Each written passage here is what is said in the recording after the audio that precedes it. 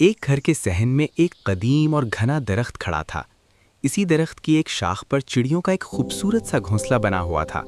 اس گھونسلے میں ایک بڑی چڑیا اور اس کے دو ننھے منھے بچے رہتے تھے۔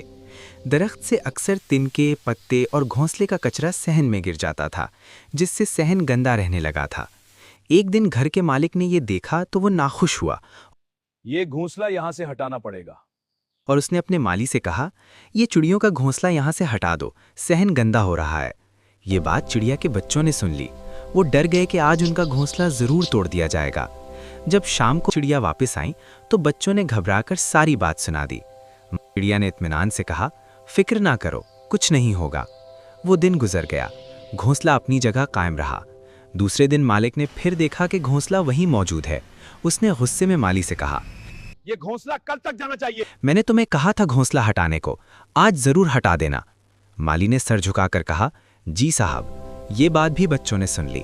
وہ پہلے سے زیادہ خوفزدہ ہو گئے۔ شام کو چڑیا آئیں تو بچوں نے پھر شکایت کی۔ چڑیا نے پھر وہی کہا، ڈرو مت، کچھ نہیں ہوگا۔ اور واقعی وہ دن بھی گزر گیا، گھونسلہ سلامت رہا۔ تیسرے دن مالک نے جب دوبارہ گھونسلہ دیکھا تو اس کا صبر جواب دے گیا۔ اس نے مالی کو بلایا اور سخت لہجے میں کہا، میں خود گھونسلہ ہٹاؤں گا۔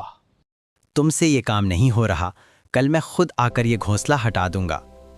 یہ سنتے ہی چڑیا کے بچوں کے دل کانپ گئے۔ چڑیا آئی تو بچوں نے روتے ہوئے کہا، اماں، آج مالک نے کہا ہے کہ وہ خود آ کر گھونسلہ ہٹاگے گا۔ یہ سن کر چڑیا سنجیدہ ہو گئی اور بولی، اب ہمیں یہاں سے چلے جانا چاہیے۔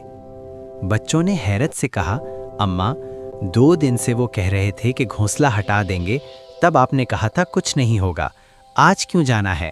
چڑیا نے حکمت بھری آواز میں کہا، جب انسان دوسروں پر کام چھوڑے تو باتیں کرتا ہے، مگر جب وہ خود کسی کام کا ارادہ کر لے تو وہ کام ہو کر ہی رہتا ہے۔ کہہ کر چڑیا اپنے بچوں کو لے کر وہاں سے اڑ گئیں۔